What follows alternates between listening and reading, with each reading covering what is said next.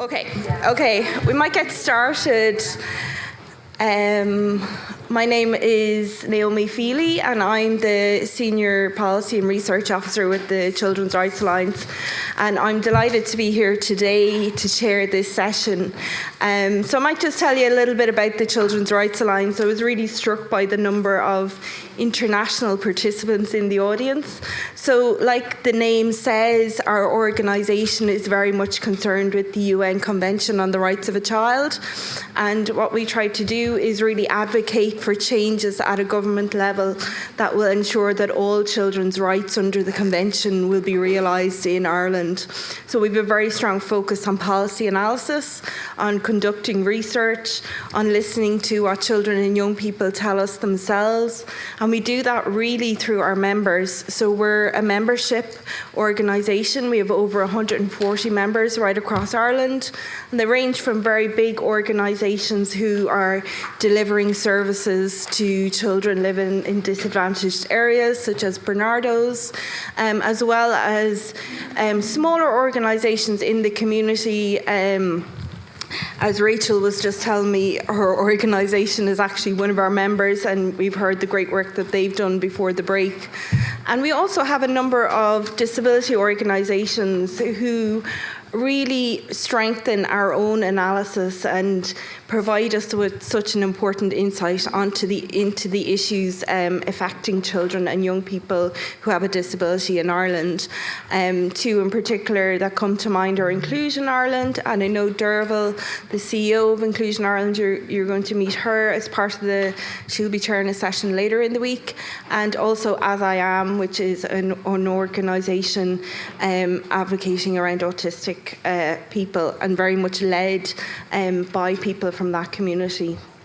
So I'm particularly pleased to be sharing this session because the key thing that we like to do in the Children's Rights Alliance is not only analyse what the problem is and how it impacts children, but also to propose solutions. And we think it's really critical that when we go to government, when we engage with ministers or with the leader of our country, that we can propose solutions as to how they may solve the challenges that are facing children today.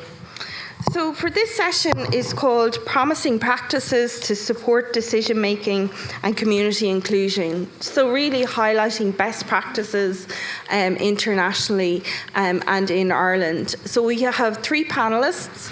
We have Abby Ritter from the Association of Programmes for Rural Independent Living, or April, and Abby is going to join us online. We have Rachel Casson from Leap Ireland, who we met before the break. And we have Diana Masipa from the Centre for Human Rights at the University of Pretoria. And Diana will also join us online. So the format for this session is that we'll have each of the three presentations. Both Abby and Diana have a pre-recorded video, so we'll show Abby's first, then we'll hear Rachel's input, and then we'll hear from Diana. And then both Diana and Abby will join us for the Q&A. So they'll be up on screen. So I'm just going to introduce Abby first before we get to her video. So Abby Ritter uses she, they pronouns, is a disabled music therapist and activist from Worcester, Massachusetts. They completed both bachelor's and their master's degree from Nazareth College in Rochester, New York, and have a passion for working in and with the disability community. She is the Youth Advisory Specialist at the Association of Programmes for Rural Independent Living, or APRIL. And as a disability-led organisation, APRIL advances the equity of people with disabilities in rural communities through advocacy, collaboration, shared experience, leadership development, education and training. And you can see Abby's full biography on page 23 of the programme. So we might play Abby's video now, and then she'll come online at the end of the three inputs for questions. Thank you. Hello all, my name is Abby Ritter, and I am the Youth Advisory Specialist for the Association of Programmes for Rural Independent Living, or APRIL. Our organization is based in Arkansas, but our staff work remotely across the continental U.S. I want to thank you all for being here today and for taking the time to learn about the independent living movement in the United States, April, and our programs. Here in the US, independent living is a philosophy, a movement, and a program. The core idea behind independent living can be summarized by the phrase, "nothing about us without us." It differs greatly from the medical model of disability, which states that disabilities are an abnormality in a person and that disabled people need to rely on experts or non-disabled people for care, decision-making, and access. The independent living model, however, operates on the expectation that disability is a normal part of the human experience. The problem is not with people who have disabilities, but with society that is not built with universal design in mind. The philosophy states that people with disabilities should have the same civil rights, options, and control over choices in their lives as people without disabilities. The independent living philosophy first took hold as a movement in the United States during the 1960s with the fight for disability rights in California. Leaders like Ed Roberts and Judy Heumann fought for the rights of disabled people during events such as the 504 sit-ins and founded the very first Center for Independent Living in 1972. Centers for Independent Living were established nationally 6 years later in 1978 with the amendments to the Federal Rehabilitation Act. Per the Rehab Act, a Center for Independent Living, or CIL, is a consumer-controlled, community-based, cross-disability, non-residential, private, nonprofit agency for individuals with significant disabilities regardless of age or income that is designed and operated within a local community by individuals with disabilities. At a minimum, CILs are required to provide information and referral, independent living skills training, peer counseling, individual and systems advocacy, and, as of 2014, transition services. For example, transition out of institutions such as nursing homes and transition of youth out of K-12 public education into adulthood. Many centers for independent living also offer youth-specific services.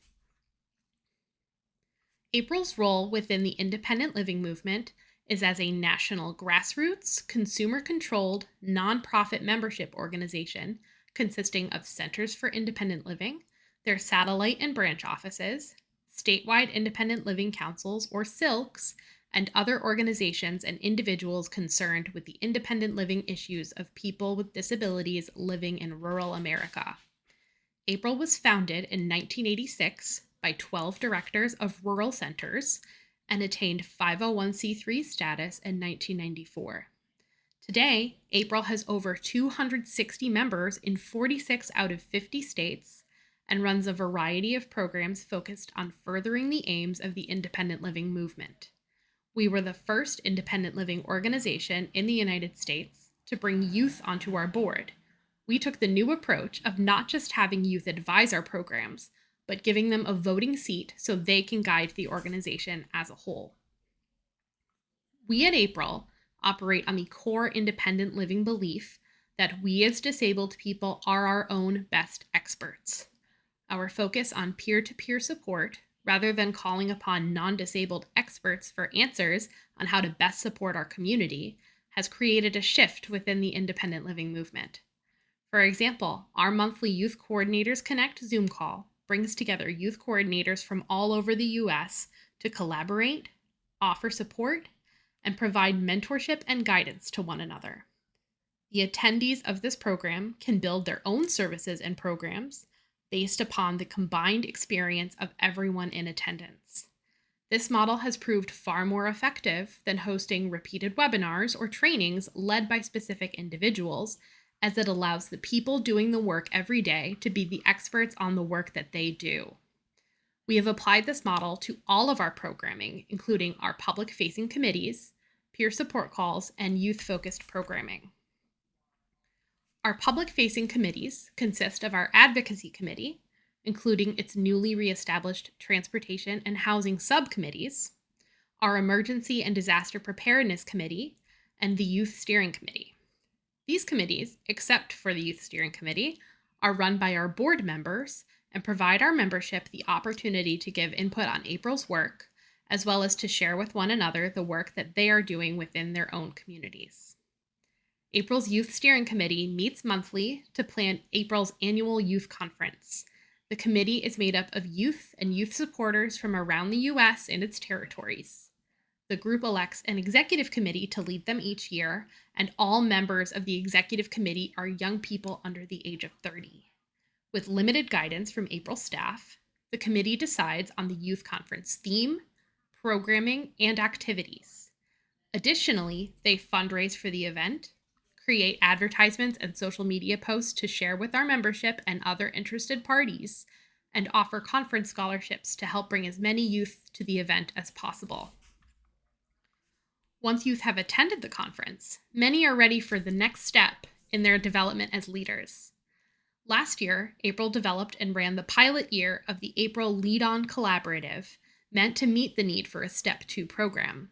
Up to 20 youth and young adults with disabilities meet weekly via Zoom for 6 weeks to learn from individuals from the disability community and one another on areas that they identified as important to their growth during the application process.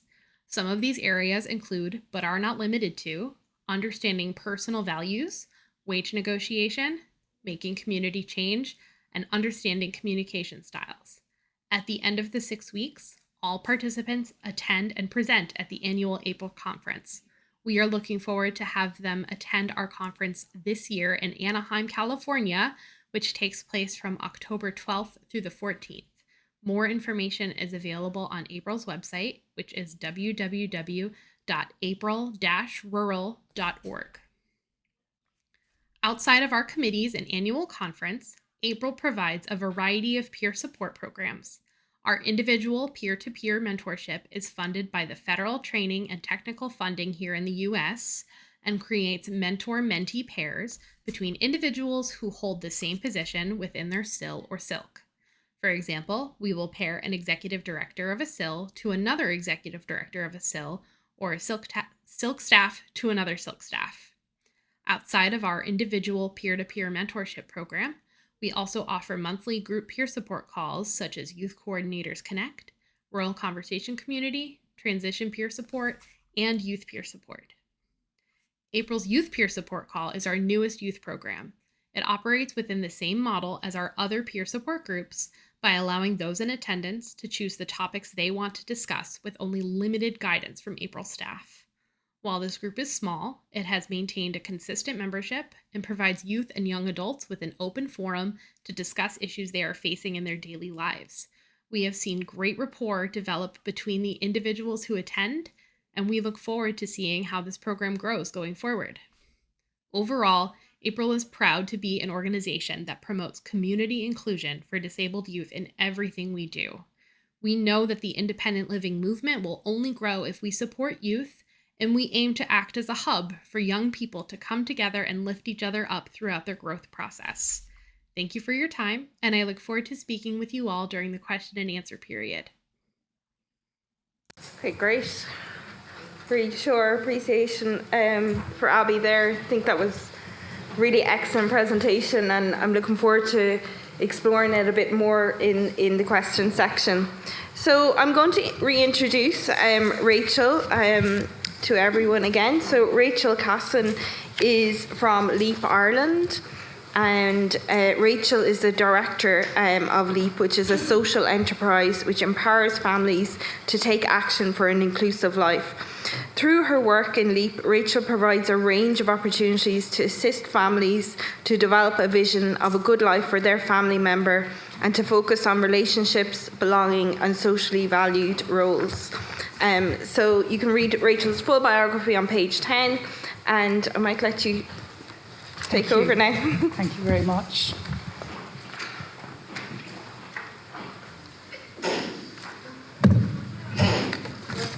Bless you.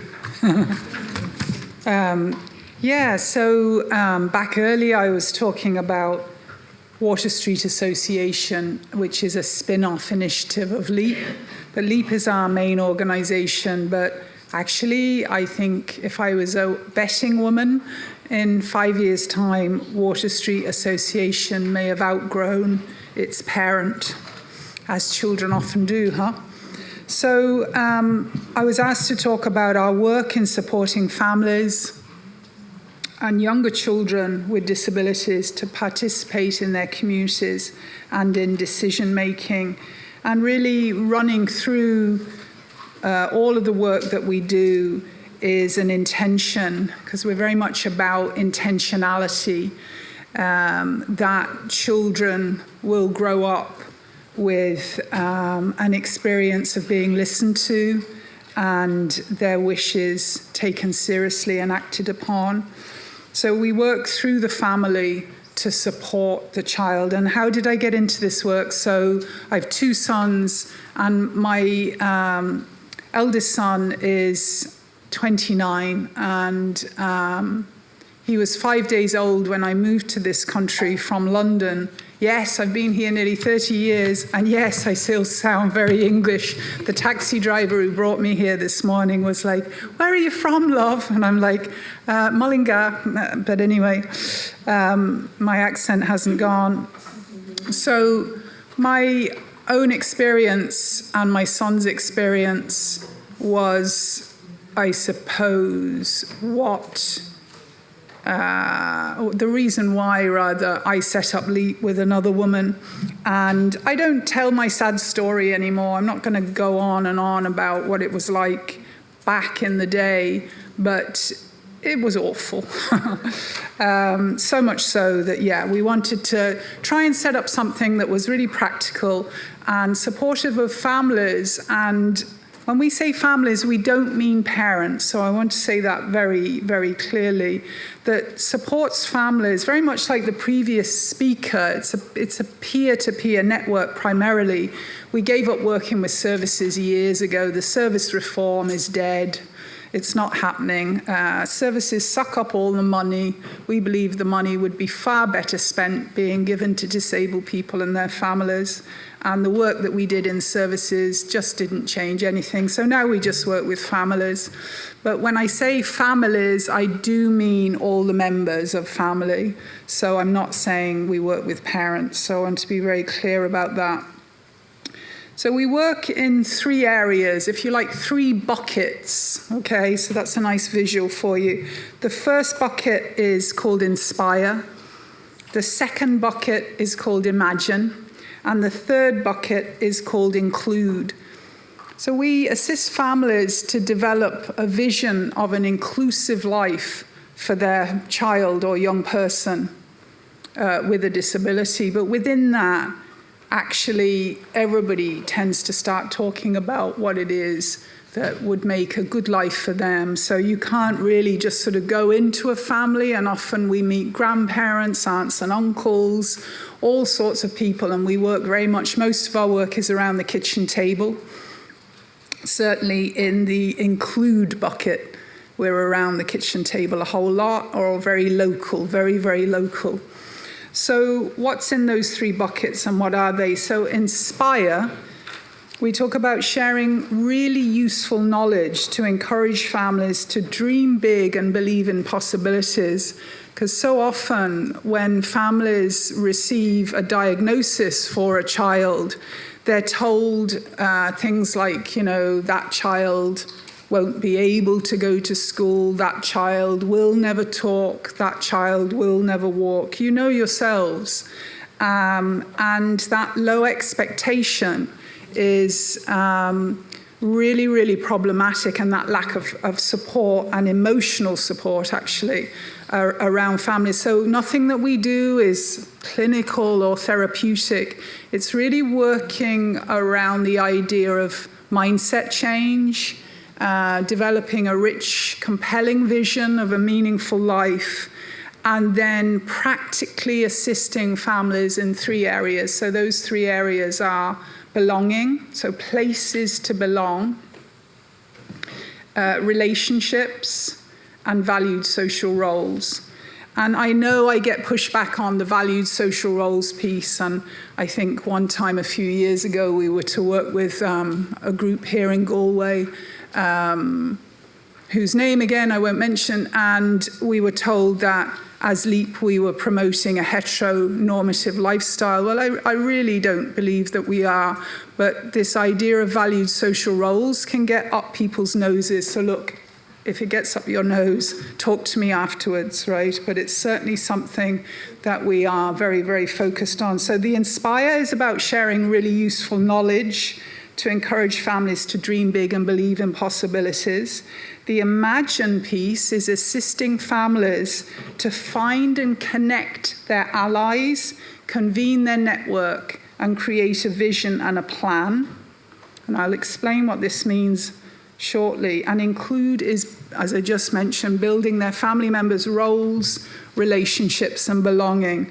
So very practical for families who want to pursue an inclusive life, okay, for their son or daughter, brother or sister, or for themselves. So families do come to us, not often, and are talking very much the language of special needs and segregation.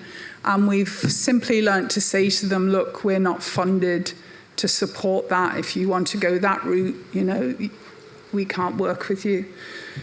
And, you know, that's quite a difficult conversation to have, but that's not what we do. Yeah, that's not what we do. So promising practices. Society tends to take a very instrumental view of families.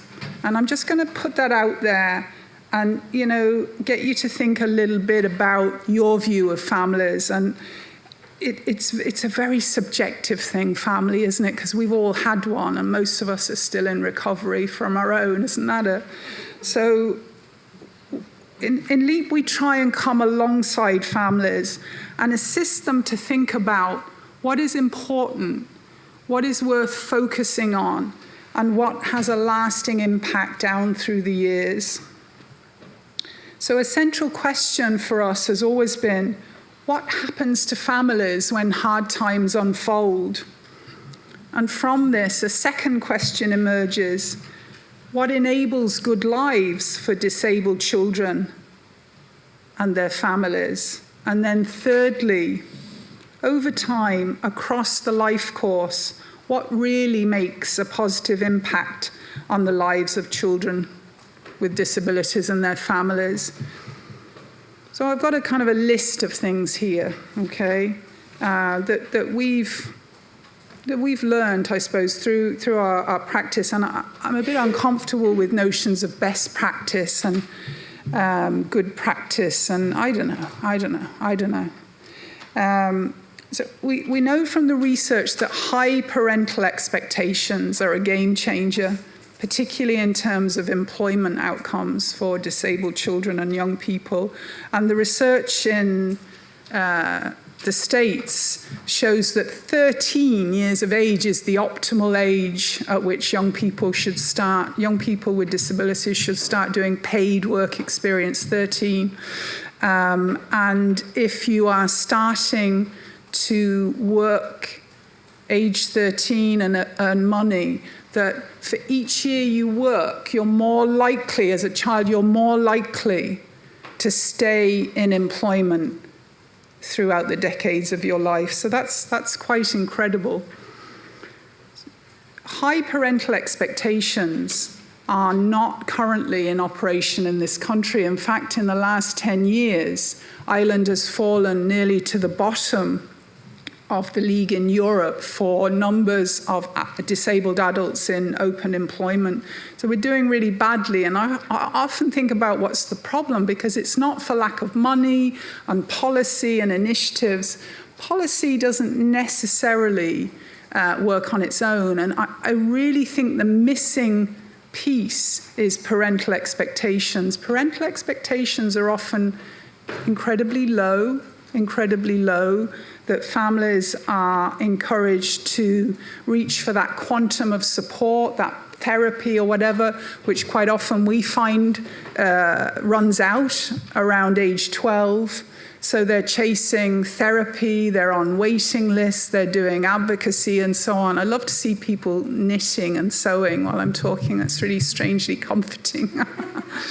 And they miss the bigger issues, which is after you've secured an appropriate place for your child in a school, or after you've got that speech and language therapy, what is your child going to do for the rest of their lives? You know, have you thought about that? Because, please God, most of us spend most of our lives as adults. So this is where we come to the piece around vision. So we sit down with the family, and there's a lot of conversations before we arrive. And we get lots of flip chart paper, and we begin to sketch out this vision. And over 3 or 4 hours, pull it out of the mouths of the family. Pull it out of the mouths of the family. And it's hard. It's hard because, you know, to say that you want your son or daughter who you've been told can't go to school, can't walk, can't talk, whatever, to say that you want them to have a rich, meaningful, compelling life, that's a big step for families. That's a big step. We were last week down in Cork with a family, and they've 2 sons.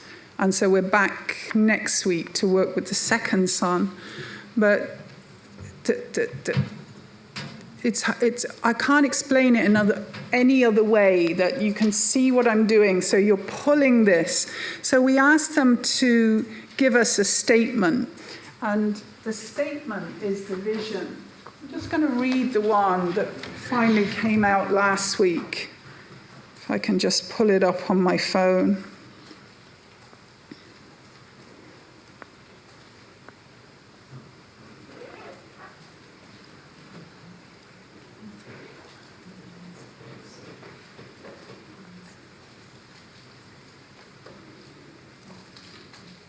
Sorry, just talk amongst yourselves. Here we go.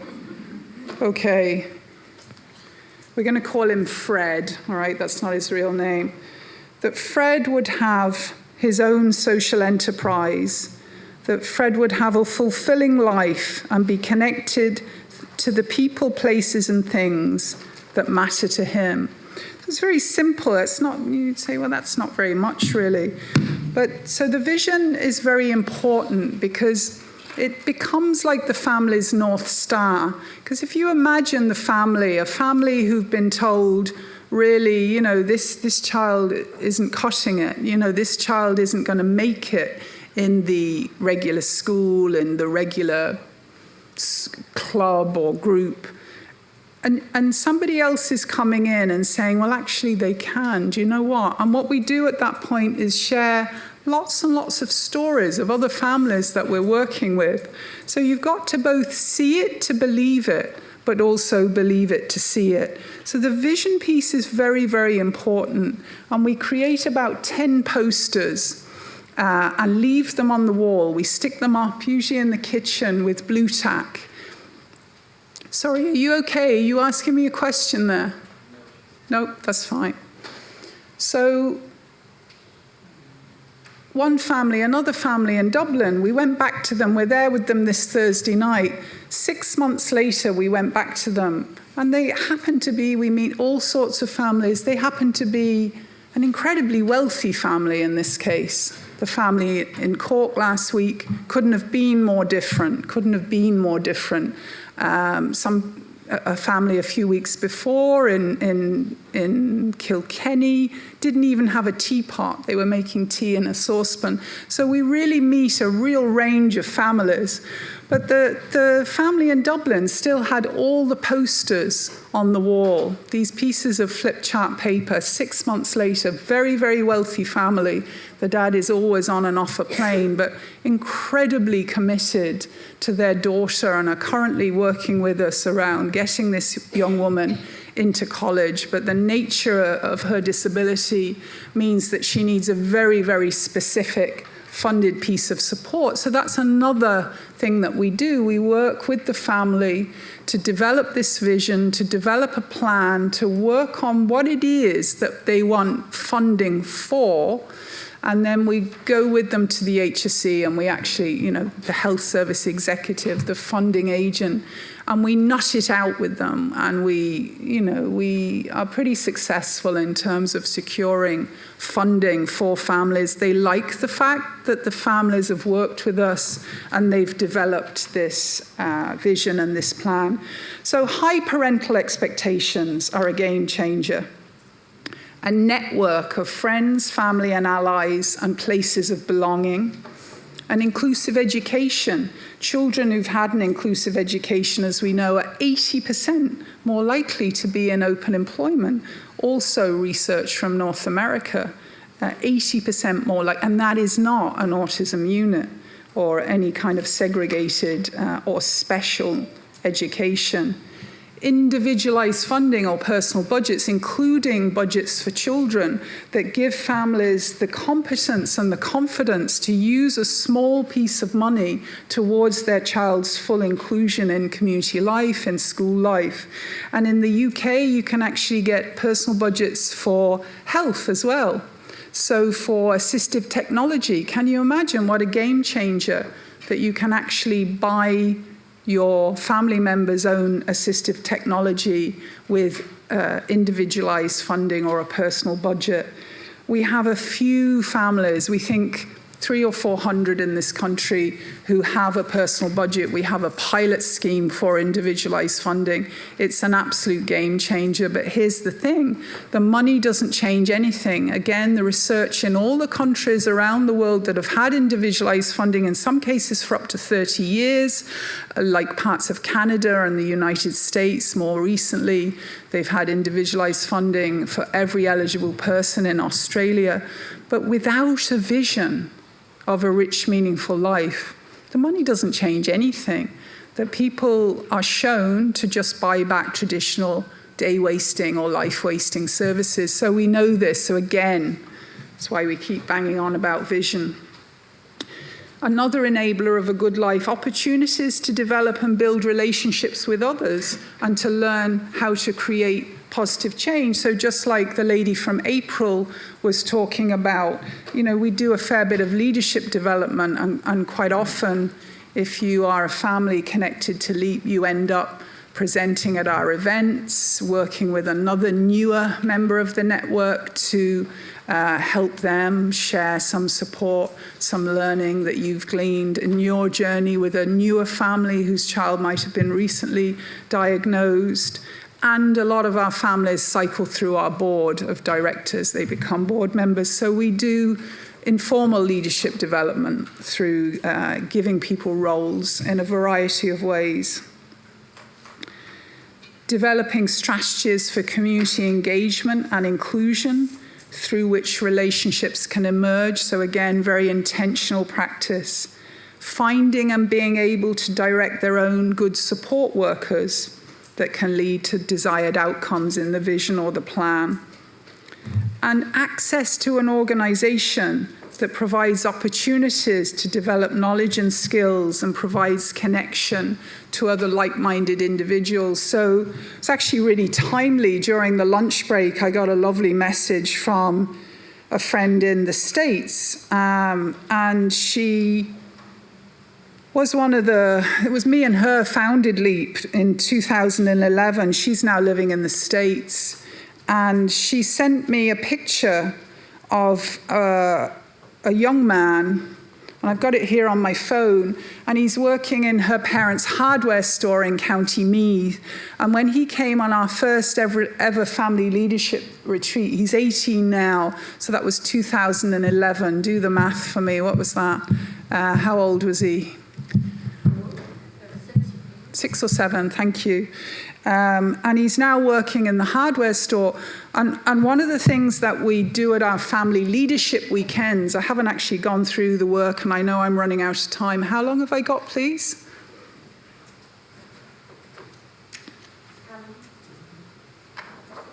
Five minutes, thank you. One of the core offerings that we offer to families every year is a family leadership weekend. So we invite the whole family to come. So parents. We get a lot of single parents coming, but if there are two parents, grandparents are welcome. Sometimes a best friend or a sister comes, an assistance dog often comes, and all the children in the family. And so often families say to us, this is the first time we've ever gone away on holiday together. Usually we put a child with a disability, whichever the child is in the family, if they have more than one child, into a respite setting, and then we bring the other children away, and we feel so miserable and sad that we have to do that, but we're not able to support the needs of a child in a regular hotel or a holiday camp or whatever. So, you know, in 12 years, we've never had to turn a child away, and we had a young man die very soon after he was with us, and we had a father die very soon after he was with us. We've sometimes had, that experience, but we've never yet not been able to work out the support needs. And we provide informal support in the shape of a family pal. So back to this lovely young lad who's working in a hardware store in Meath today and is absolutely thrilled with himself, and you can't obviously see it, but he's wearing, a bit like the colour of the summer school t-shirt, he's wearing the hardware polo shirt, and it's got the logo on, so everything about him says that he's working in this store, and he happens to have an intellectual disability, and he looks really, really smart. But so his mother still comes to our workshops. We run regular workshops and events, and his family pal from all those years ago on the family leadership weekend. And note that we talk about family leadership, not family support. So that's a very, very different concept. And that's not parent leadership, by the way, it's family leadership. So I just got that at lunchtime, and it's absolutely wonderful because he's now a man and he's working. So into those three buckets then. Inspire is the family leadership weekends, workshops, and our family leadership series. And within the family leadership series, we ran this during COVID, and there's 9 webinars. The first, you're not going to be surprised, is developing a vision of an ordinary life for your family member, an introduction to inclusive education, supported decision-making for children and young people, safeguarding the future, family advocacy, planning for life after school, creating community in the street where you live, getting a life, not a service, how to utilize individualized funding. So the second bucket then, Imagine, is visioning and planning. Our brochure series, which is more or less the same headings as the family leadership series. And the Include bucket is establishing networks. So this is where the rubber hits the road. We'd actually convene the network in the family home, and we'd simply ask people the question, who here loves your child? Bring them together around the kitchen table. Now, some families have 20 people at the first meeting, and it's a bit overwhelming. Other families, there's 3 of them, and that's the family who really got isolated. Community connecting is the second piece we do in the community. So very much leveraging the family's assets, their gifts, their talents. So who do you know who works? What kind of work do they do? What opportunities are there to get involved? And really giving that support and encouragement and confidence for families to ask. Because one of the things families tell us they find so hard is to ask for support, right? And then advocacy. So we do big A advocacy and small A advocacy. So if the child is having a really, really hard time in school, then we go into school. But we don't do table thumping adversarial advocacy. We do relationship-based advocacy. And then big A advocacy. So I mentioned earlier this morning during COVID, we did a lot of big A advocacy. And we do submissions. So I've run out of time. So I'll just simply close by saying we're really talking about, you can call it self-direction, you can call it family leadership, And, what I would say to you is that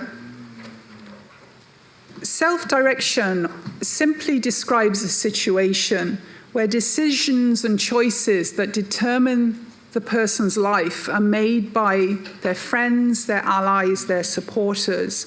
And whatever services and professionals do, they must not seek to alienate or separate people from their family and friends, because it is they who constitute the most enduring sources of support, however flawed at times in people's lives. So thank you very much. Thanks a million, Rachel.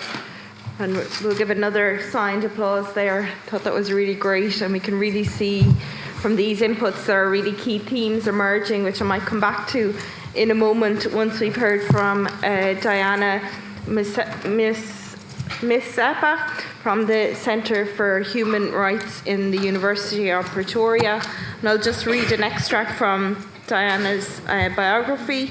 Diana is a disability and human rights legal scholar and advocate. She manages the Disability Rights Unit at the Centre for Human Rights Faculty of Law at the University of Pretoria. She holds a Master's of Law degree from McGill University in Canada, and she recently completed a Doctor of Laws degree at the Centre for Human Rights in the University of Pretoria. Her research interests include sexual and reproductive health and rights and access to justice, legal capacity, disability rights protection in the African human rights system, children's rights, and the rights of persons with albinism. So we may play Diana's video now. A very good afternoon to you all. My name is Diana Msapa. I manage the Disability Rights Unit at the Centre for Human Rights at the University of Pretoria in South Africa.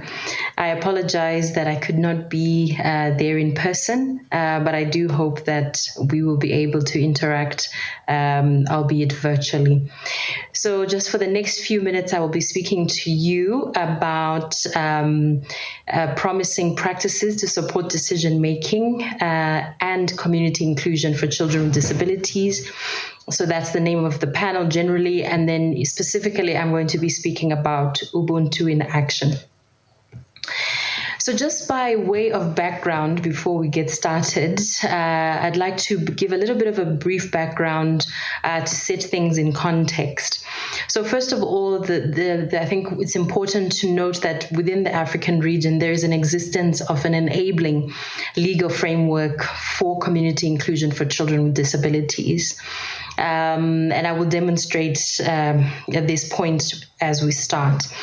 So first, at the global level, there's instruments such as the Convention on the Rights of Persons with Disabilities, or the CRPD in short, which you will all be very much familiar with.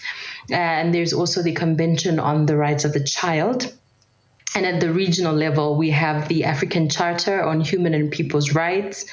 And we also have the African Charter on the Rights and Welfare of the Child, the African Youth Charter, and then the newest instrument, which is disability specific in the African context, is known as the Protocol to the African Charter on Human and People's Rights on the Rights of Persons with Disabilities in Africa. So most African countries have actually ratified and acceded to these instruments. I think probably the only exception would be the African Disability Protocol, because that is more of a newer instrument that was adopted by the African Union in 2018. To date, it has received about 9 ratifications.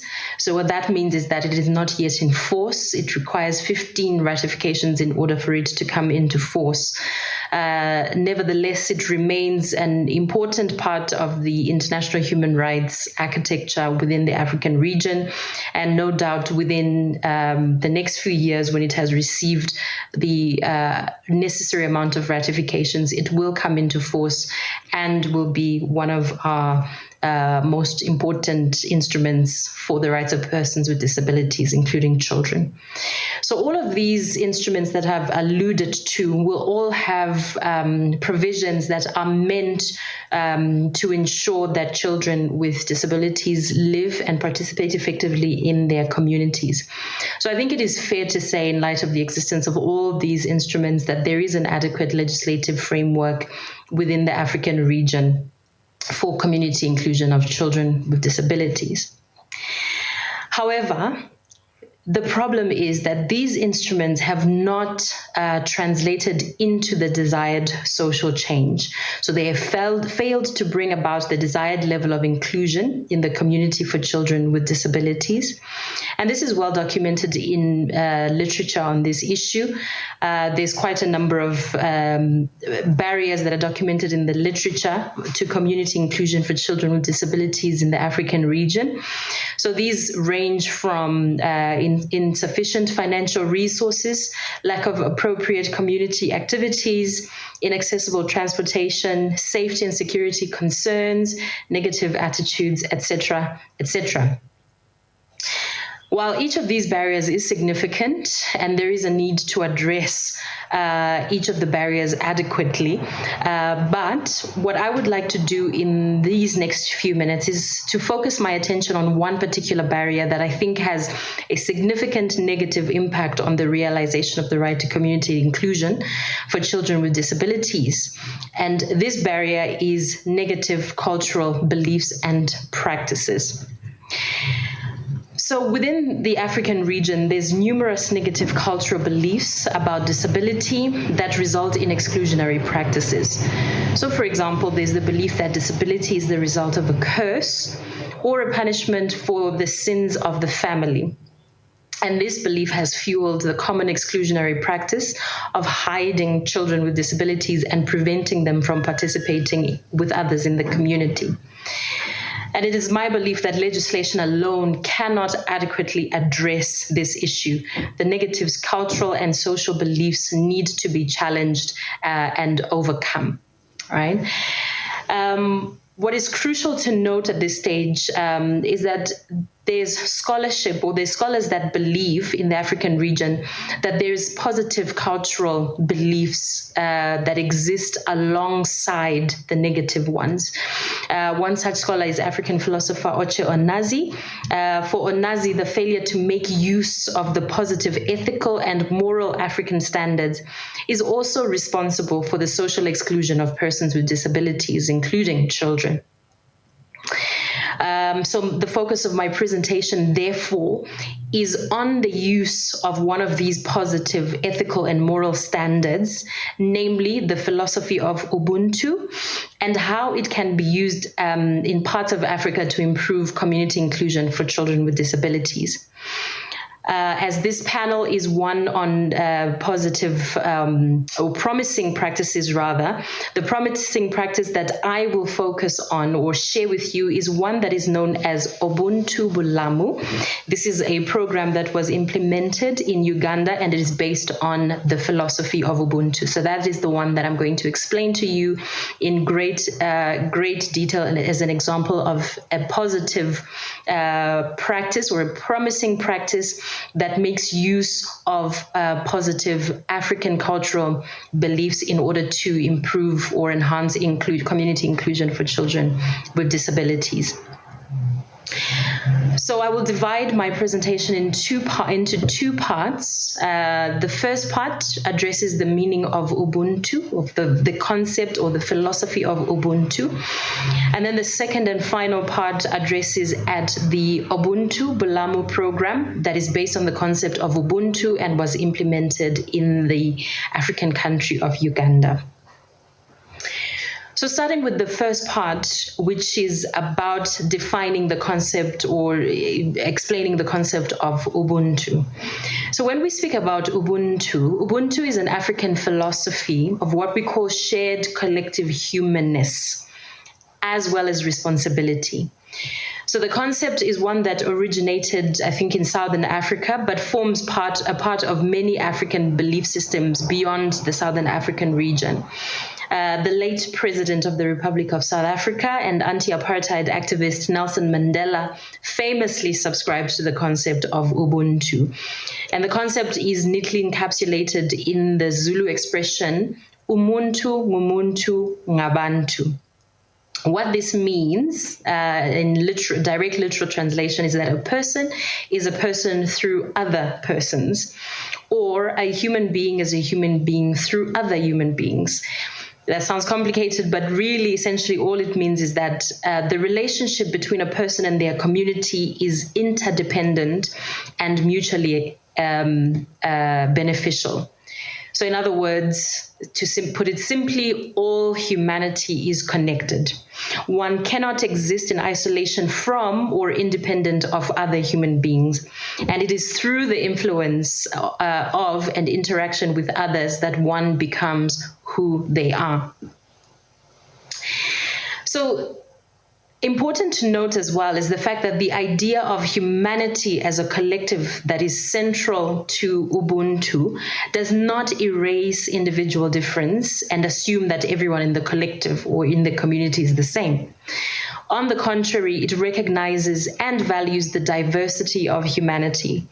Therefore, according to Ubuntu, disability is simply part of common human diversity. So Ubuntu has always influenced how Africans view and understand the world from time immemorial. But I think in recent years, it has been applied to disability in a more purposeful and conscious way. So for instance, I think one very clear example of an application of the concept of Ubuntu can be found in the instrument that I referred to earlier, the African Disability Specific Instrument, known in short as the African Disability Protocol. So the African Disability Protocol is based on the CRPD, and was enacted after the CRPD came into force, but it also contextualizes the rights. So it doesn't just replicate the rights that are contained in the CRPD, but it also contextualizes them and puts them in an African context. So one of the rights that are contained within the African Disability Protocol, as well as the Convention on the Rights of Persons with Disabilities, is the right to live independently, which we will all know forms part of Article 19 of the CRPD. However, in the African Disability Protocol, it is couched differently. It is couched as the right to live in the community. And this is covered in Article 14 of the African Disability Protocol. So that terminology, calling the right to independent living the right to live in the community, is an acknowledgement of the centrality of the concept of Ubuntu to African thinking. That there is no concept of independence in African society, but rather there's more of a concept of community. That idea of community is central to African society. So one other thing to point out is that Ubuntu places responsibility on the community as a whole. So everyone in the community is responsible for one another. One author puts it this way, and I think they put it quite effectively. If I am because we are, then ensuring your well-being, your dignity, and your rights will also ensure mine. So therefore, any threat to the rights of a child with a disability, for example, the right to community inclusion, is a threat to the entire community. So, and the responsibility for addressing this falls on the community as a whole, rather than on specific individuals or specific entities. So that is the central ideas behind the concept of Ubuntu. Right. So now I think what we've done thus far is what we've looked at a very sort of theoretical explanation. We focused on the theoretical explanation of the concept of Ubuntu. And I think now we need to sort of move into the practical. Ubuntu in action. What does Ubuntu mean in practice? And now I will spend the next few minutes speaking about the Ubuntu Bulamu program in Uganda. So the Ubuntu Bulamu program is an example of a practice that is influenced by the concept of Ubuntu. It is a pilot program that was implemented in central Uganda, and it is an indigenous peer-to-peer support intervention whose purpose is to improve the participation and the inclusion of children with disabilities. Who is it for? It is for children, members of the community, including children with disabilities, parents of children with disabilities, teachers, etc. So the concept of Ubuntu, I think, is depicted or exemplified in a number of aspects of the Ubuntu Bulamu program. So first of all, it is depicted in the name Ubuntu Bulamu. So in Luganda, which is one of the languages spoken in Uganda, Ubuntu Bulamu means an accepted and consistent behavior that signifies a shared set of values which promote well-being, togetherness, and unity. And that was a quote, by the way. And the study was conducted between 2018 and 2019. And the concept of Ubuntu is also depicted in the methodology that was adopted in the program. So the program activities included two specific activities: the disability inclusive peer-to-peer training and support activities. And various members of the community were involved in the intervention. So again, you see that aspect of community involvement, the responsibility being upon the entire community being played out in the Ubuntu Bulamu program. So the intervention specifically was made up of 3 training sessions for parents. The training focused on togetherness and belonging, and the training was conducted by Ugandan disability inclusion experts, and was conducted for a year, every school term for a period of 1 year. And then there was also quarterly support activities that were delivered by what were called focal parents. And this was delivered over a period of 2 years. So the focal parents were literally parents from the community who had received training on disability inclusive issues, particularly inclusive education, in a prior study. And they had, in that study, during the course of that study, expressed an interest in participating in future studies. And so they then became the focal parents in this next study. So the roles of the focal or peer parent were numerous. So they included things like listening and providing emotional support to other parents, sharing information with other parents, assisting parents to raise awareness and address issues related to disability inclusion, e.g. poverty and marital issues. So the focal parents visited the other parents at least once a term, once in a school term over a period of 2 years. And important to note as well, children with disabilities were intimately and closely involved in this program because they were consulted and they were involved in the selection of their peers from their classroom. So they selected the peers that would be involved in the study. So these were people that they were comfortable with. These were people that they were familiar with, that were formed part of their immediate community.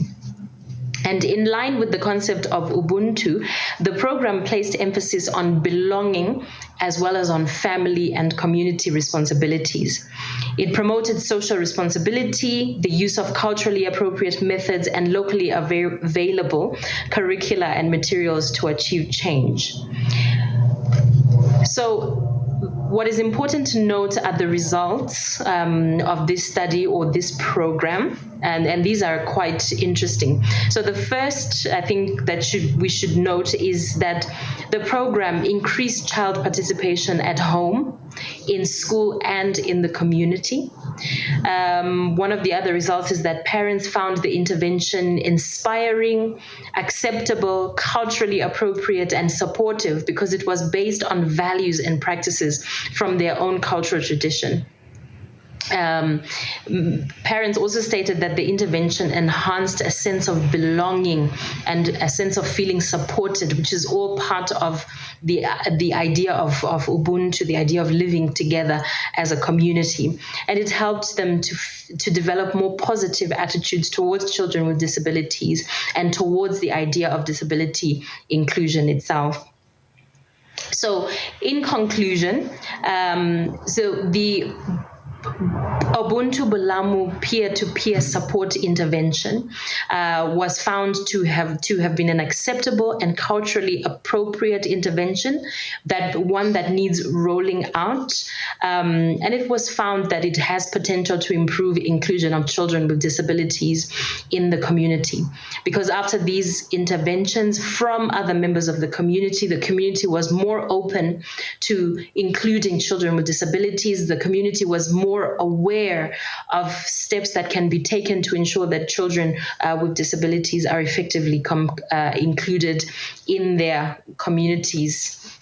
And overall, on a broader picture, the Ubuntu Bulamu program demonstrated the need for more Afrocentric interventions, ones that are built on cultural values, African cultural values and practices.